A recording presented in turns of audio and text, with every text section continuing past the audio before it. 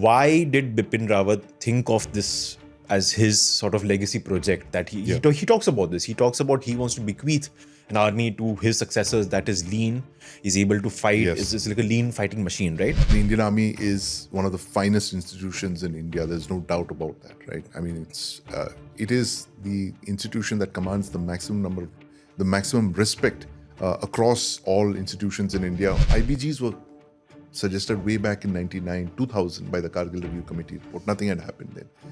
He wanted to operationalize that concept where move away from these huge division formations to lighter brigades that could move very quickly.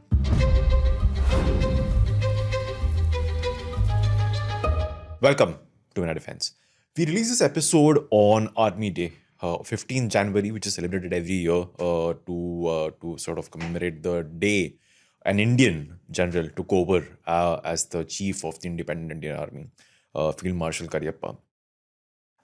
And on Army Day, we want to focus this episode on the Indian Army and especially what the army of the future will look like. Something that was a major, that formed a major focus area of the present Army Chief, General Upendra Dwivedi's press conference, the annual press conference that he holds just a couple of days before Army Day. He spoke at length about the restructuring that the army is undergoing. He spoke at length about several new types of units that will soon see light of day and will be in the Indian Army. And he also spoke about a legacy project that's been in the pipeline for several years now, integrated battle groups.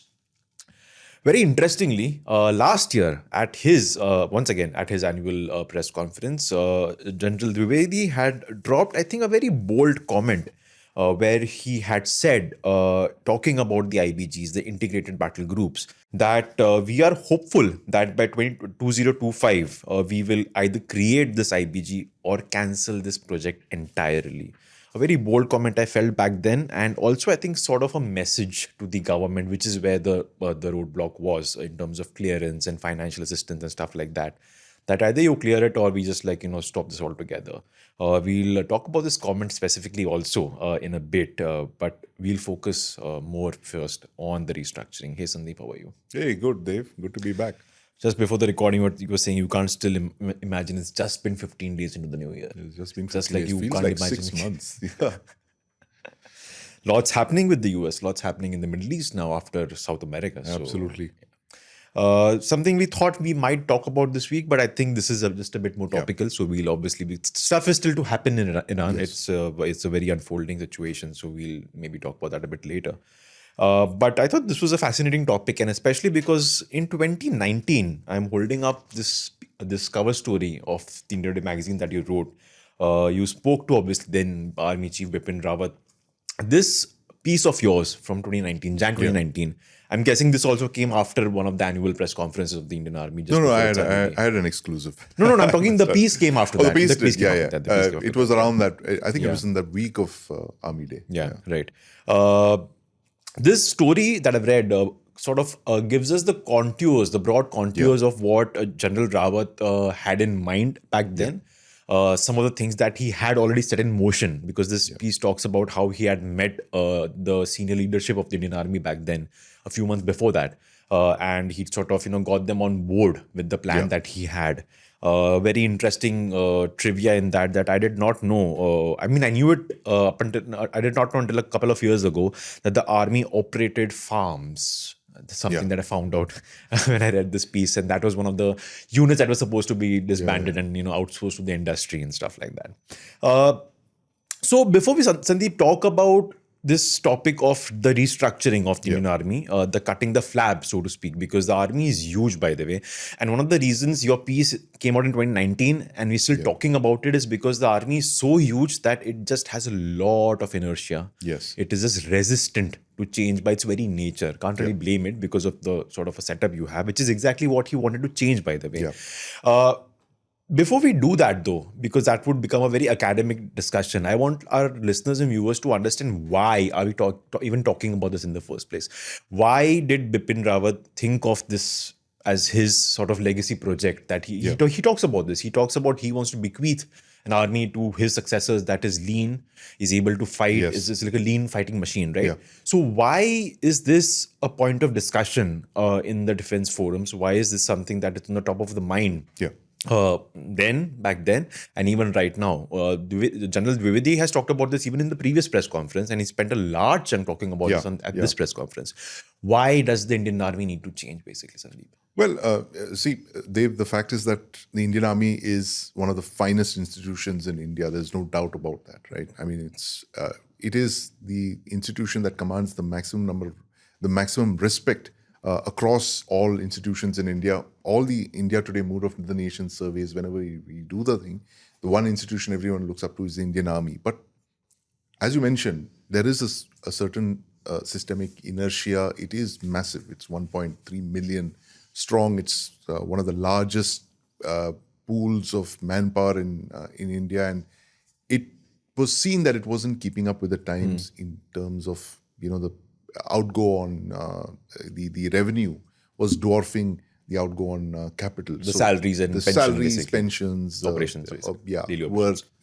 impacting on forced modernization and all. So they were looking at ways to restore the teeth to tail ratio, and this is not something new. It's been suggested for several decades. Starting from, there have been several reform reports. Is General Krishna Rao, way back, I think in the late 70s, he had started talking about the Army 2000 project, if I remember correctly. That was what it was called.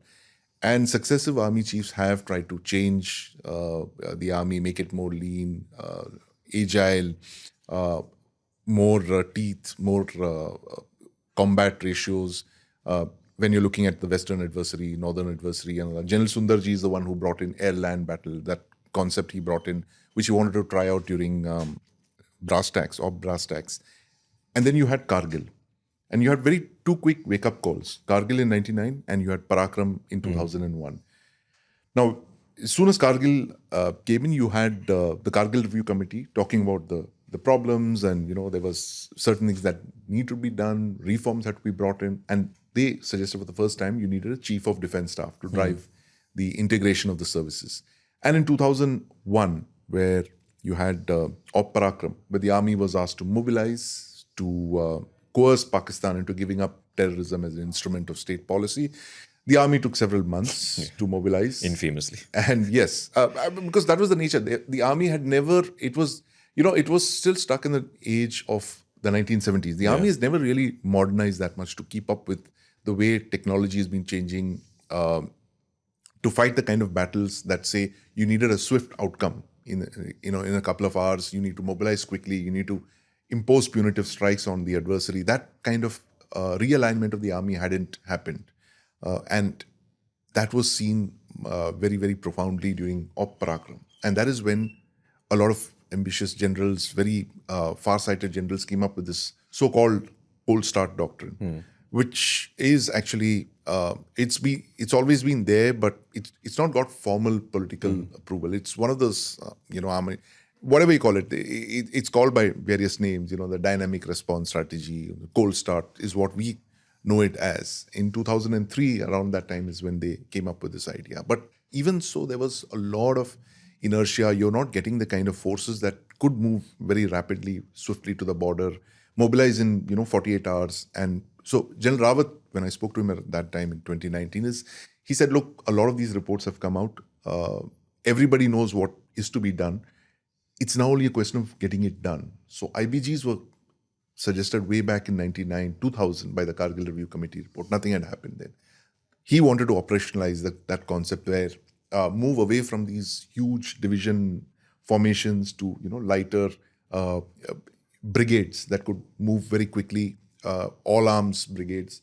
So in the Indian Army, the all arms unit is the division, which has got everything. It's got sappers, it's got artillery, it's got an aviation assets attached to it. So he wanted to bring that into the brigades. So this is also what the US has been doing in the last couple of decades. They were focusing around the brigade as the principal fighting arm. So these IBGs is what was being talked about then. And this has been a work in progress. It's taken several years, 5, 6 years, for various reasons. It was delayed. The mobilization along the China front, the army is mobilized along two fronts now, the west and north. We didn't have a situation like this in several decades where the army is simultaneously deployed along two fronts.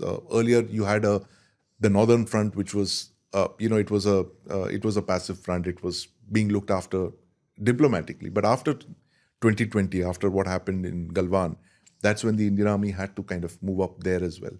So that kind of impacted a lot of the modernization, a lot of plans that you had for IBGs and all of that. So it's very difficult, Dave, to modernize simultaneously when you're facing the adversary. Modernization, reform, restructure, all that happens when you have a peace dividend, right? When you're, sitting in peacetime. That's when you do all of this. The Chinese are very smart. They did all that over the last over the last decade, in fact. Xi Jinping began the process more than a decade ago. And right now, their theater commands and all that are in place. They've more or less completed their modernization by 2025 or so. They are ready to go and, test their adversaries. So we have, unfortunately, lost a lot of time. We debated a lot.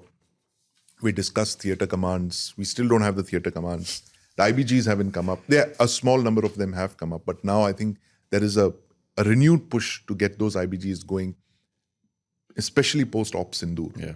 Right. So after 99, after Parakram 2001, 2025, Op Sindoor is when the real wake-up call comes. And you just have to look around the rest of the world, right? Everybody is rearming. I mean, there is, you're talking of the prospect of Arctic warfare in Greenland, right? I'm sure that there's one group of NATO that's sitting and wargaming what to do if Greenland falls. How do we hold Greenland against the US military? I'm sure this is happening as we speak. So these are unprecedented times. And that entire vacation that you had, that peace dividend, that's over. The time of peace is gone. And now every country in the world, every significant country that has adversaries, military adversaries, is rearming. They're modernizing. They're spending a lot of money. They're boosting defense budgets. They're looking for ways to, surge their production capacities, get the private sector in. All of that is happening. And that, of course, is because of the Russia-Ukraine war, which enters its 6th year, just a month from now. Yeah. Good point about the peace dividend, because I think somewhere in your piece in 2019, you also write about how in the build-up to the Kargil, the years to Kargil, the army actually had sort of started cutting down the numbers of its soldiers by not filling the vacancies that were coming in. So, for example, if GSUs and Jamans were retiring, they were not being, hired with the same numbers to sort of, cut the flab. However, very ironically, Kargil actually forced the army to sort of, expand again and, I think set up 2 more units and stuff like that. So I think that's a very good point you made because about deployments kind of thing. But 2025, I mean, we've discussed it in the past episode as well. 2025, to my mind, is a watershed year for India, of course, because of Op Sindoor, but also for the Indian Army, because my sense is that it marks a break from the past. 2025, you have 1989 when the Indian Army enters Jammu and Kashmir to fight that the terrorism that's been pushed from across the border. And then you cut to 2025, which is when you have the Prime Minister coming out and drawing the new red lines, which says no state and non-state actors and all that. So that actually marks the end of the Indian Army's prolonged commitment into counterinsurgency. It will be there.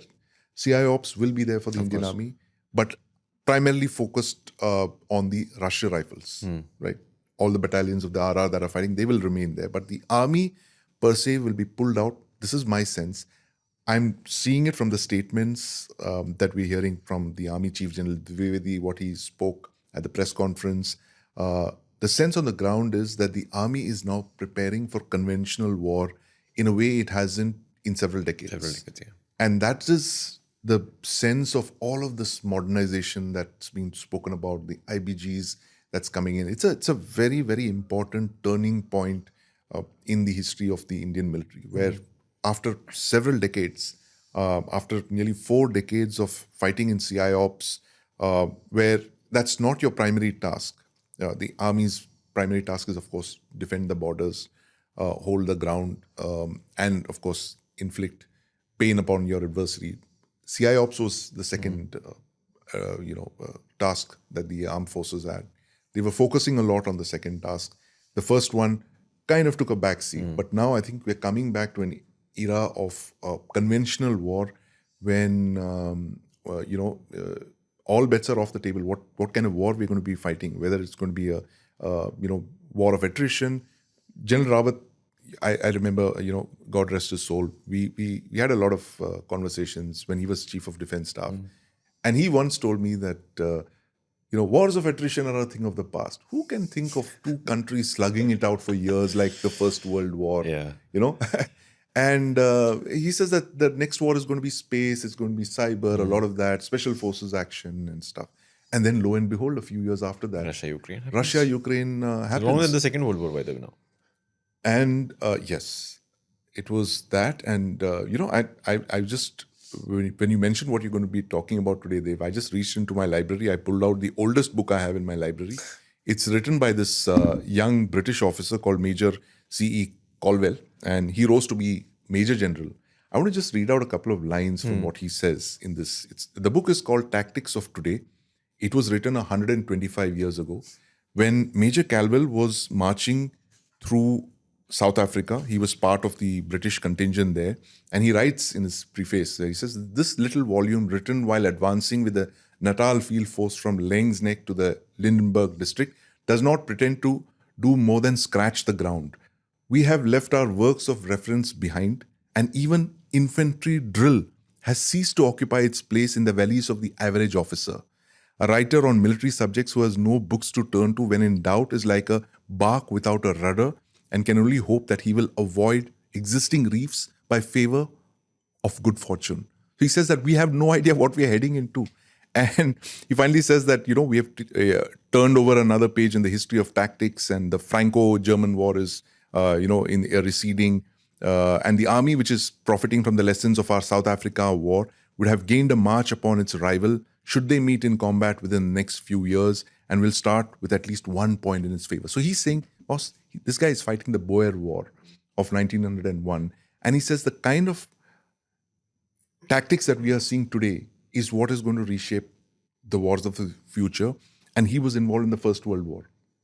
So he knew the way warfare was moving. You had smokeless powder, which meant there was no fog of war on the battlefield.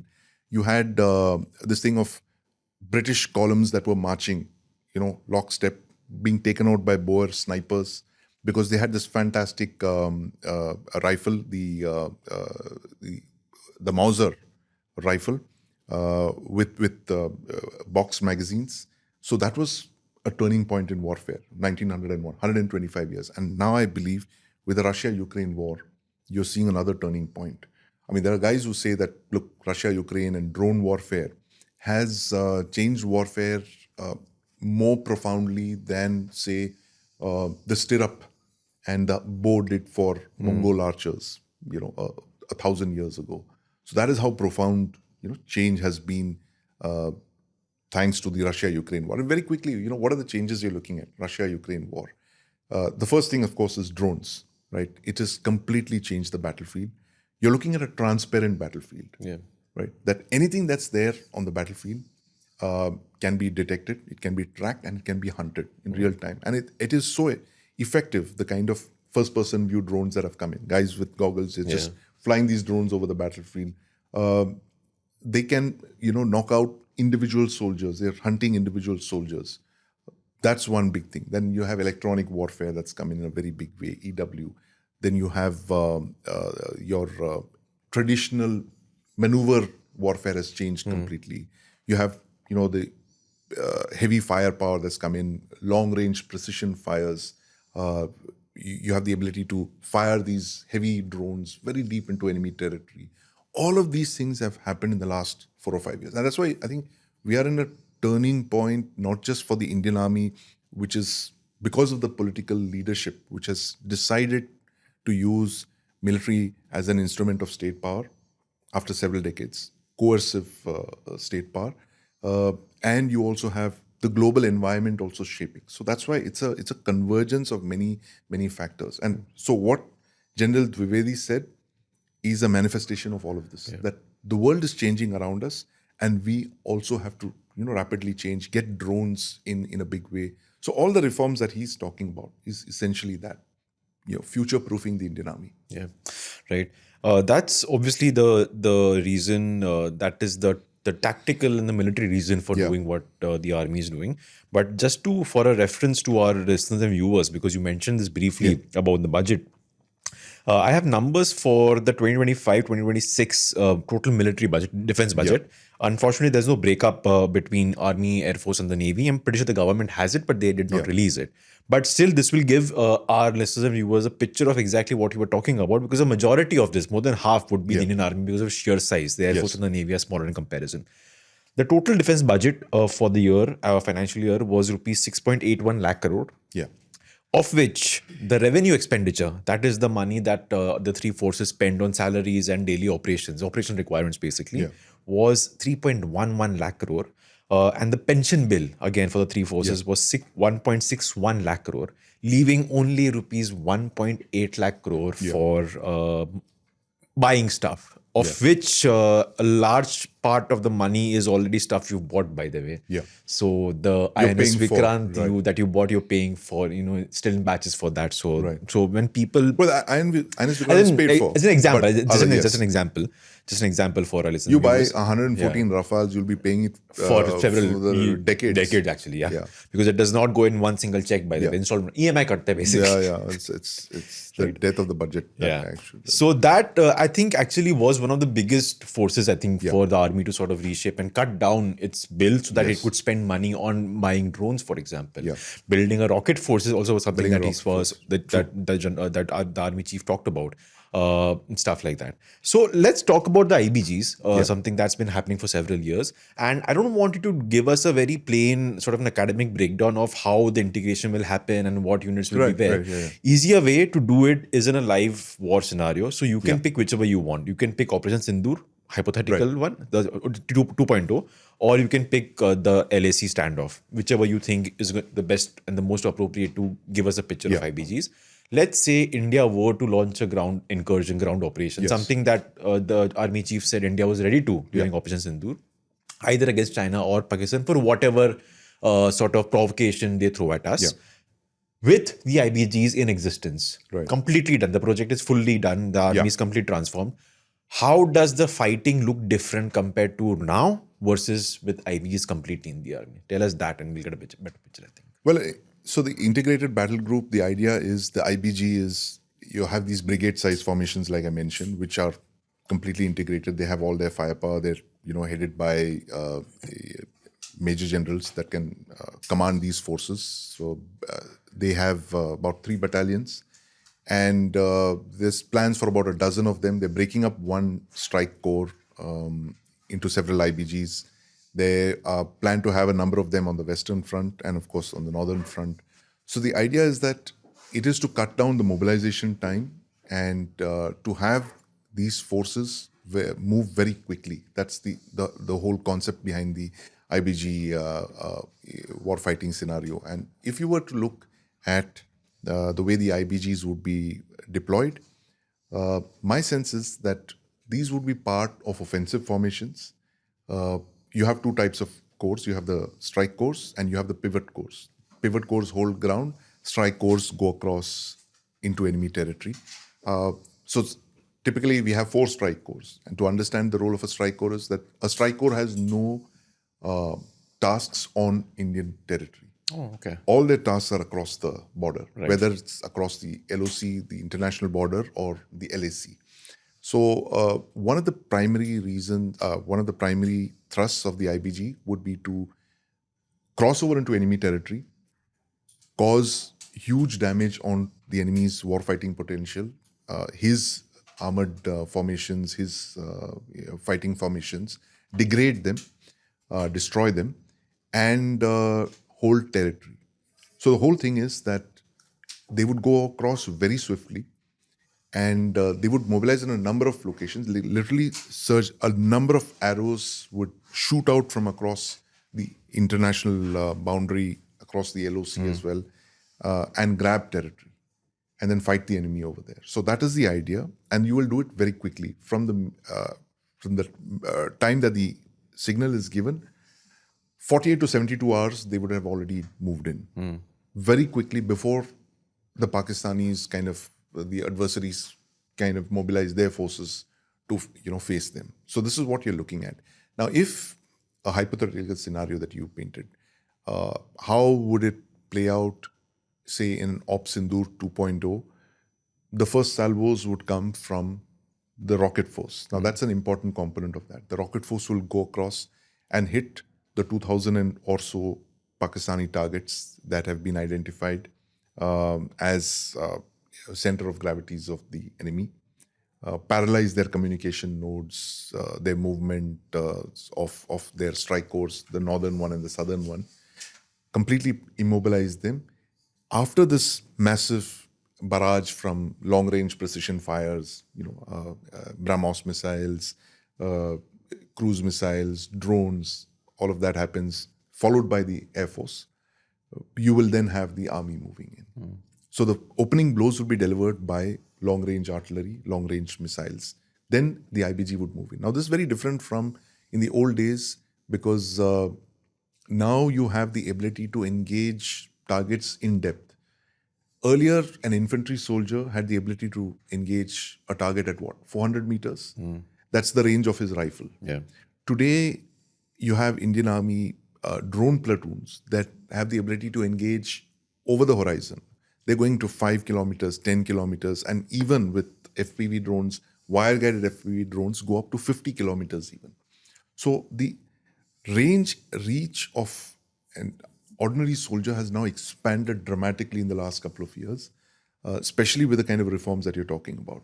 So an IBG will have far more striking potential than, say, even an old strike corps had. Now, the strike corps of old, we had 3 strike corps, 1, 2, and 21. Now we have 17.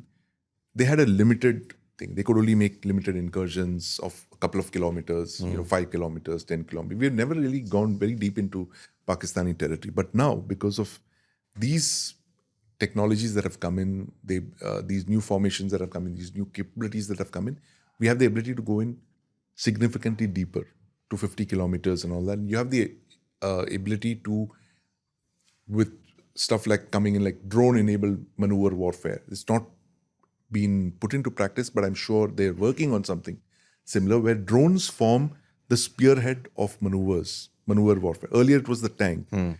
Now you have massive drones operating in this air littoral that is from above. The air littoral is 0 to 1,000 feet.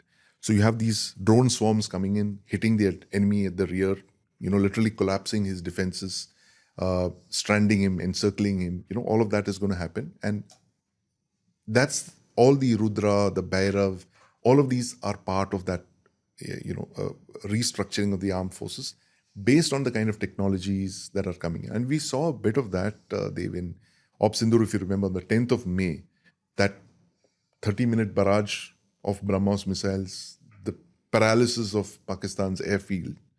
So that was achieved in very, very rapid, succession. One after the other, you had their airfields taken out, and you had the Pak Air Force moving into depth bases. So the thing is that now with jointmanship coming in, integrated warfighting being emphasized, you will have faster tempo of operations.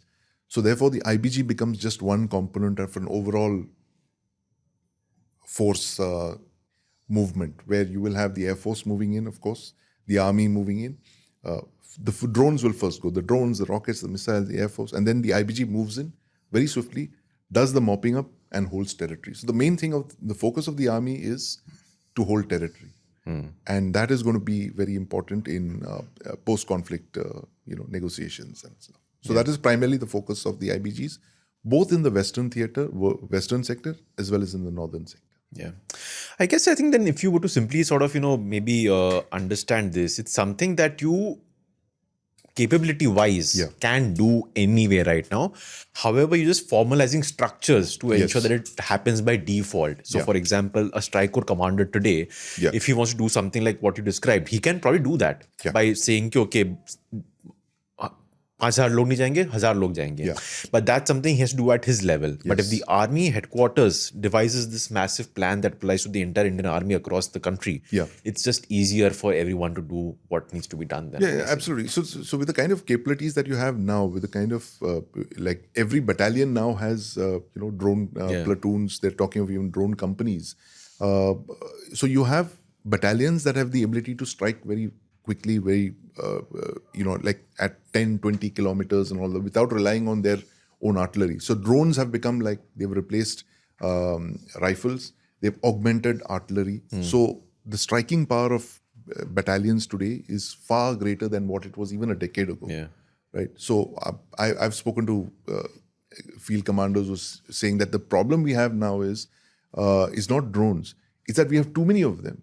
The air literal is completely clogged with drones. They're like traffic jam. It's a traffic jam. Yeah, it's thousands of drones up in the air there, and we have no idea of like you mentioned, it's like a traffic jam over there. The air literal is completely crowded with drones of all sizes and shapes, and you have this thing of if you're looking at a corps, for instance, you have drones from one division that are flying into the area of another division. So those kind of this thing is happening. So drones have actually significantly increased the warfighting potential of all these formations, and that is one of the reasons that you're now seeing them being inducted across. Artillery is inducting them, Corps of Artillery is inducting them, and you're of course getting it into the 380 infantry battalions as well.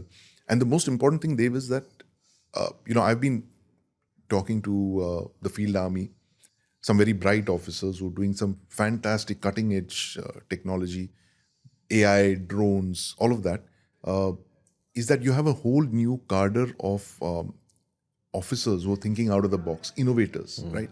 And this is being encouraged by the army from the top down. Earlier, it was that, the innovator was seen as a standalone, he's a curiosity, like he's this guy who's done this innovation and, he's celebrated, and then that never gets absorbed as technology. But now the army is actively encouraging it. So it's not just speeches. When the army chief says that we are encouraging innovators, where, this is the decade of transformation, as he spoke. This is the thing of a year of absorption. Last year was the year of technology absorption. This stuff is actually happening on the ground. Yeah. We sit here in Delhi, far away from the field army. We think that we know everything. Nothing much is happening, but there's a lot that's going on in the field. Right, the field army is really absorbing drones in a way that it suggests that the conflict is upon us. Yeah. We saw that during Op Sindoor, but now they are prepared, far greater awareness, far more preparedness. And the main thing is that innovators are being celebrated, they're being featured, they're being promoted, and that is the way to go forward.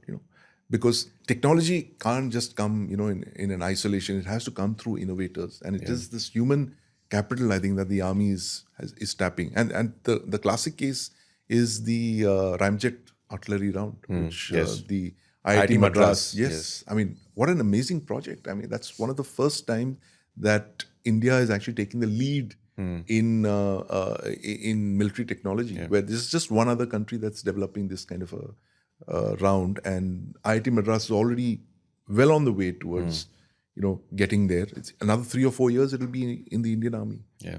A round that actually functions like a small little BrahMos missile. It goes to 30 or 40% more range from the existing calibers. So lots is going on. Yeah. It's a very interesting time to be looking at the military. Yeah. In fact, I think earlier last year there was this change in HR policy of the army, where basically, if I'm recalling it correctly, so any officer who had this sort of hobby, let's say it, he was allowed to do that. However, after a certain number of years, he had to, by default, accept a command role and take his Yes. attention off from his so-called hobby. Otherwise, he would lose his career prospect, Yeah. right? I think they've changed that now. They have. You can still pursue your innovation. You can still pursue and your be promoted. and be still promoted. So And that so one of the leading beneficiaries of that is Colonel Prasad Bansal, yes, the innovator Kalashnikov. Colonel Kalashnikov, as we called him. He's the first Indian to design a 9x19 submachine gun, Yeah. which has been accepted into service. So the idea is, the message has gone down the rank and file that we are looking out for people who can deliver solutions for us. Because like I was talking to one of the innovators, he said, look, who knows our problems better than us? So thereby extending that corollary, they are becoming their own problem solvers. So gone are the days when you waited for someone to come to your thing and you kept complaining, oh, the DRDO doesn't do this or they don't do that, or we have no contact with research institutions. I think things are also changing, because now you have not just a different army hierarchy, leadership, but also industry that has really matured. So if you go out with a solution, you can quickly find an industry partner who can deliver it for you. Yeah. Right. So that civil-military fusion, as General Raj Shukla talks about, it's already happening as we speak. Right. We'll talk more about this, especially about what the future soldier of the army could look like, but after a quick break. A lot of fans of Abhinav Bindra are wondering that, and I'd like to ask, because a lot of, male journalists who sit on this side and question female athletes sometimes ask, when are you going to settle down? That proverbial question, stereotypical, as cliche as it gets. I think it's a good question to ask, and I think I should settle down, and I think I will settle down, hopefully in the course of the next few years. I think as I get older. You're talking about marriage. Yes. I mean, no, I believe you can settle. You don't need to be married to settle down. Correct. I mean, as I think, as I start to age, I think companionship is more important, and I think it's necessary. So, yeah, probably soon. Soon, huh? Yeah. All right, okay. We're going to leave it at that. But a parting shot, what you've learned, how you look back? No, I think sport has been my greatest teacher. It taught me a thing or two about winning, but sport really taught me how to lose. Sport taught me a lot about integrity, which I hold dear to me. Sport taught me a lot about respect, about learning to respect people, about respecting rules. But sport, importantly, taught me how to respect my own self. And sport basically has left me in good stead to play the larger game, the game called life. So, if you could give yourself a 23-year-old Abhinav Bindra advice, would it be? I don't know. I think, as I said already, be more kinder to yourself. Yeah. Welcome back. Before the break, Sandeep described to us how the army could fight like in the future, in the very near future, with when it has these IBGs in place, integrated battle groups, where it sort of integrates different elements of what it already has, but in a very formalized setup, so that it's very easy to launch an operation in the shortest possible time. It's happening. It's been approved. It's happening, and we'll probably see it very, very soon. So this next question is sort of redundant, but I am still curious about this comment that the army chief made last year. Again, it was General Dwivedi. This was his first annual press conference after he took over as the army chief, where he basically said that if it doesn't happen by this year, he said this in Jan last year, if it doesn't happen by this year, I'm shelving the project. Now, for me, that was a very interesting comment, because if it's something that you've devoted so many years to, if it's something that is so crucial for you, right, how can you talk about shelving it altogether? So what was that comment all about, Sandeep? Well, my sense is that I haven't had a chance to ask him about that comment, but my sense is that where the rest of the world was heading in 2025, this is, of course, his comments came pre-Op Sindoor, is that they were moving away from IBGs, integrated battle groups, towards heavy divisions, right? Going back to divisions. So the integrated battle group is something that came up. It was a post-Cold War era construct, where the Americans led the way on this. The Russians also had their battalion tactical groups, BTGs as they called them. The Americans had the striker brigade concept, where you had a fully light brigade which could be swiftly airlifted into conflict theaters. So a lot of work was going on around the brigade itself, right? But with the Russia-Ukraine war, what they've realized in 2024-25 is that brigades are no longer sufficient. They can't generate that kind of combat mass and firepower to break through determined adversaries. And you only have to see what the Russians have been fighting in Ukraine. All of 2025, 5,000 square kilometers were captured. Some of the heaviest fighting has happened in 2025. So in the West, there is a kind of thinking, at least in the United States, US military, they're going back to divisions. They're saying we're done with brigades. Striker brigades are a thing of the past. If we have to fight near peer adversaries, we need to go down the division path. We need to focus on divisions, and we need to make them much more lethal with the kind of firepower, long-range precision fires, electronic warfare thing to fight the battles of today and tomorrow. So my sense is that he said it, saying that, look, possibly we need to go back to our divisions.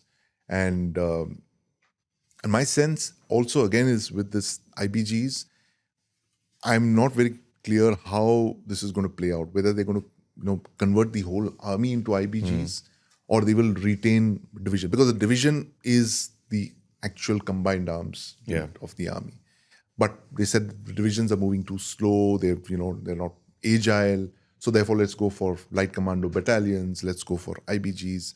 But my sense is that they will possibly go back to divisions as a thing of warfighting, as is happening across the world. And you just have to see, like I said, Russia, Ukraine. That's the theater of the way future wars are going to be fought.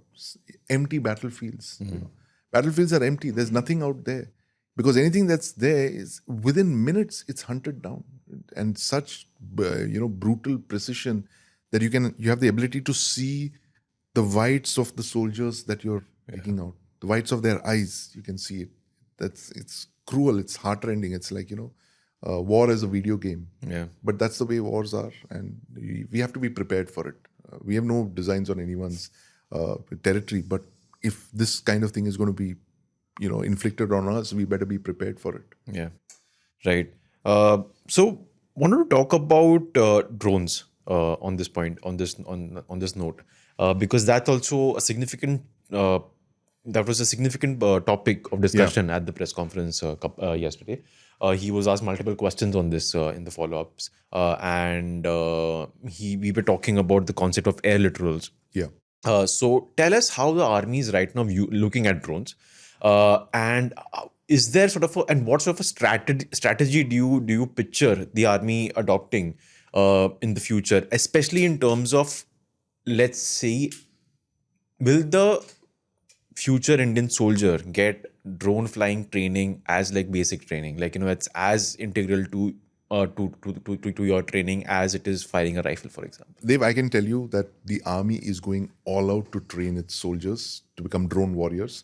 There's plans for like 100,000 drone warriors. They want to create that. Every company is going to have, every battalion is going to have your drone. They already have drone platoons. So about 25, 30 soldiers, all of them equipped with first-person view drones, combat drones with, dropping payload of various sizes, shapes. There's a young officer, again, who's pioneered something called the Agniban fuse, which is a very, very important innovation, because that literally converts any dumb ammunition into a drone capable ammunition, because it's basically a fuse. It's a safety, right? Right. So it can arm any dumb ammunition. Otherwise, you always have that thing that when will it, when can you make it safe? When you arm it, all of that. So little innovations like that have huge downstream ramifications. So innovations like this are being pushed. They're looking at a very large force of drone operators. And like I mentioned, I'm waiting for the time when they move into drone-enabled maneuver warfare, DEMW, which is being spoken of in the West. It's not being done on a very big scale right now, because a lot of the efforts are about getting the maximum number of drones, getting the forces sensitized to drone warfare. and a lot of units are manufacturing drones. That's the most important. They're making it in the field. Wow. Okay. Right. In the field itself, they're producing hundreds of drones. Like one of the strike corps, for instance, they've got massive drone workshops. They're just going into the field. They're making their own drones. They're getting their components. They're figuring out the supply chains, doing all of the kind of things that you would have to otherwise do in crisis. So you're looking at, again, like this Boer War book. You saw what happened in 1899 to 1901. So there was at least the intelligentsia of the British Army knew how the next war was going to happen. So when they went into conflict in 1914, the British expeditionary forces in Europe had a bit of a leg up over the Germans, right? And then they, of course, deployed tanks in 1916 in Cambrai. And this Russia-Ukraine war has been a big wake-up call, especially when it comes to drone warfare for the world. And Russia and Ukraine, they've got their unmanned systems commands, right? And that's also where we need to be going. And today you're looking at drones that are doing everything from long-range, precision attacks. They're knocking out individual infantry soldiers. They're attacking ships. There are drones attacking other drones. So you have to hear what Putin said about 8 years back? Was it 2016 or 17? He says the future warfare is going to be drones fighting other drones, and whoever can, produce the maximum number of drones and overpower the adversary will win the battle. And who knew that less than a decade from that statement, the Russians were going to be producing the maximum number of drones, Russians and the Ukrainians, right? So drone warfare, dronery has changed warfare in a way that few innovations, military innovations haven't. Like the machine gun, for instance, is one big innovation that came up in the 19th century that completely changed the way armies, mobilized, marched, moved, and all of that. And then, of course, in the Boer War, you had the rifle firing, from a box magazine that could take out guys who were marching in the field. So therefore, people had to conceal themselves. They had to take cover, all of that. So warfare has changed. And the drone of today, of the 21st century, is what the rifle was to the Boer War 125 years back. Interesting. Nice point.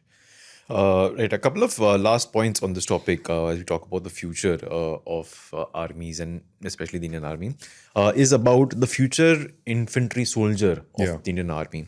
I want to know what's happening in terms of the tech that the future Indian infantry soldier will carry. What's happening maybe in India, what's happening across the world in terms of innovation and research that will probably be adopted by India at some point. It's sort of in the realm of fantasy, but I am honestly talking about stuff like exoskeletons. I am talking about devices that improve your line of vision. I am talking about devices that give you a better sort of domain awareness of where you are. I am talking about stuff that is sort of futuristic. I'm not talking about cyborgs yet, but I am talking about because there has been some research done here and there on stuff like that. In India, for example, I was very surprised to find out it's not really high tech per se, but the DRDO and Tata had developed something that was called as a passive exoskeleton, which is supposed to support an infantry soldier's body structure and give him sort of extra strength, perhaps. It's not really, like I said, very high tech in that in the sense that I'm asking the question to you. But in the future, maybe a few years from now, maybe a decade from now, will the infantry soldier look like what he or she looks like right now, or is there going to be massive change over there? What do you foresee over there? We've already seen the future infantry soldier, Dave. You have seen it. I have seen it in a movie that came out in 1987. Right. It's one of the most astounding science fiction films that has ever been made. It's a movie called Predator. Right. So the Predator, which is the creature, that alien creature that comes in, is actually the soldier of the future. Right. That's what it's going to be like. You're going to have a guy, though not 7 feet tall as the Predator is, but someone who's enormously, competent, who can carry a lot of load, which is where your exoskeleton comes in, who can hide, which is where that invisibility cloak of the Predator is. He's got all his weapons on his body, including FPV drones. I don't think the first movie had a drone. But I think the third or the fourth movie, they were launching drones from their back. So this guy's got a cannon on his thing. He's got the Predator vision, which is basically a thermal imaging camera where he's got a helmet, and that's the most important thing, where his entire face is covered and protected, right? Which means that that's a smart helmet. He can see the environment around, and you have that Predator vision thing. And his face and his ears and his eyes are protected from the environment. Yeah. So, which means that gases, LRADs, things like long-range acoustic devices, which the Americans are supposed to have used in Venezuela, will protect him. So it's a very well-protected soldier who's invisible as well. And this invisibility thing, and this is exactly what I was seeing in this the footage from the Russia-Ukraine war. You see soldiers walking around in cloaks, right? Those are the first invisibility cloaks, the Harry Potter kind of things, where they're trying to hide from these FPV drones, right? And these FPV drones are the most lethal at night because they're picking up all these soldiers with heat emissions. signatures, Heat signatures. They're literally droning them out, right? And that is something that we're going to see a lot of, because let's face it, the battlefield of the future, forget the future, the present battlefield is infested with drones. And if you're going to protect yourself, you have to be invisible, right? So you need to have that special suit that is going to, cloak your body emissions, thermal signatures, heat signatures, reduce all of that. So you'll have to be invisible, and you have to be mobile at the same time. You're seeing that in Russia, Ukraine as well. You have the concept of motorcycle-borne infantry, because the Russians have realized that you can't mass in the way that you were, the way the British did in 1901 in the Boer War. They had to, disperse. They had to move in small teams. This is exactly what's happening, not because of the rifle today, but because FPV drones. So you have small teams, and if you see the footage of them operating, it's almost like they're commando teams, two-man teams, three-man teams, that kind of thing. So they'll all be pretty much on their own, moving separately, but at the same time, they're all networked, right? So the guy on his smart helmet, he's going to see where he is, his location, where his buddies are, where the enemy is. So that is the kind of thing, because at the end of the day, you will need boots on the ground. Now, if you were to take that forward, you're looking at basically a soldier that's integrated with AI and stuff like that, with built-in generative AI.